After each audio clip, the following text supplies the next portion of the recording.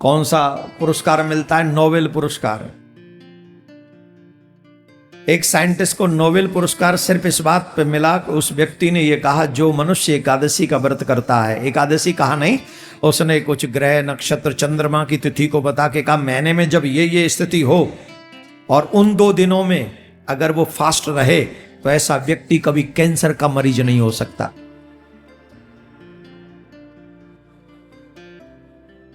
और उस साइंटिस्ट को नोबेल पुरस्कार मिला। जरा ध्यान से सुनो नकलचियो, अगर तुम्हें नकल ही पसंद है तो सुन लो, उसे नोबेल पुरस्कार मिला।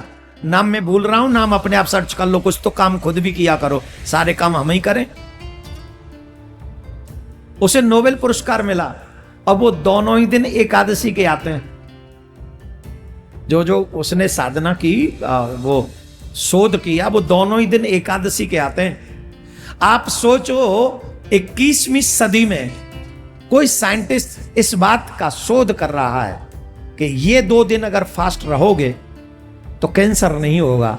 हमारे ऋषि मुनियों ने तो हजारों वर्ष पहले ये शोध करके हमारे कल्याण के लिए छोड़ दिया कि ये करो। तुम्हें 1 महीने रोजा रखने की जरूरत नहीं है, तुम 2 ही दिन व्रत कर लो, और वो दोनों दिन, और इस व्रत का नाम है एकादशी।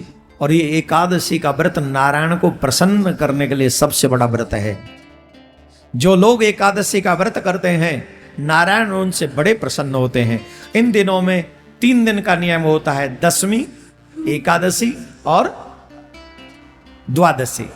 इन तीनों दिनों में झूठ न बोले, ब्रह्मचर्य का पालन करे, ज्यादा खान पान न करे। एकादशी के दिन रात्रि जागरण करे और ज्यादा नाम जप करे, कीर्तन करे, भजन करे, पूजा करे। बस तुम पे कुछ नहीं है चढ़ाने को, भगवान पे एक फूल भी मत चढ़ाओ, तुलसी दली चढ़ा दो एक, और उस दिन तुलसी तोड़ी नहीं जाती, ये भी ध्यान रखना। एकादशी के दिन तो पहले ही लेके रखो, फिर चढ़ा दो। बात तुलसी दल चढ़ा दो और आरती कर दो घी के दीपक से, फिर देखो